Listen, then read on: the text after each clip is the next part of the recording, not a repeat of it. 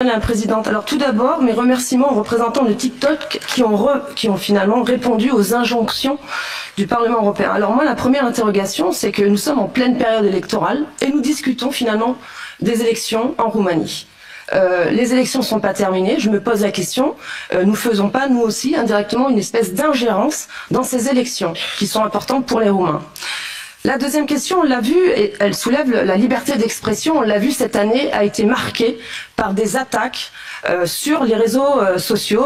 On l'a vu avec Thierry Breton qui a attaqué plusieurs fois Elon Musk. Cet été, c'était Telegram avec l'arrestation de son dirigeant. Aujourd'hui, c'est TikTok, parce qu'effectivement, les résultats électoraux ne plaisent pas.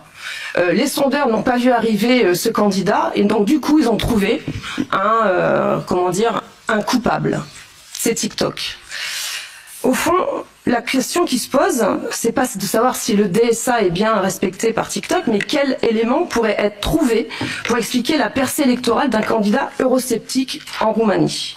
Certains ici se targuent de liberté, mais la seule chose qui leur vient à l'esprit, c'est sinon d'interdire, du moins réglementer, surveiller, contrôler, à tel point que cela semble constituer à leurs yeux le principal avantage de la nouvelle législation européenne qu'est le DSA.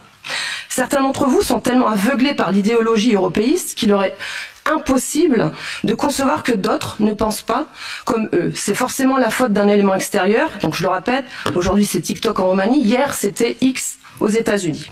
C'est la même logique que sous les régimes communistes. Si vous n'êtes pas communiste, c'est que vous êtes mentalement malade ou sous influence étrangère. À aucun moment vous ne dites que ce serait parce que les Roumains, tout simplement, n'en peuvent plus des promesses non tenues et qu'ils veulent autre chose. Plutôt que de savoir pourquoi les Roumains, qui étaient au moins de 200 000 à suivre le compte de Călin Georgescu sur TikTok, ont été près de 1,9 million à voter pour lui. Vous préférez donc désigner ce bouc émissaire qui est TikTok. Moi, je me permets juste un petit conseil, plutôt que de vouloir restreindre toujours la liberté d'expression, faites en sorte que nos citoyens vivent mieux. En Roumanie, le salaire minimum net n'atteint même pas 500 € et près d'un quart de la population vit sous le seuil de pauvreté. C'est ça la réalité et ce n'est pas la faute de TikTok ou de je ne sais quelle autre plateforme numérique. Je vous remercie.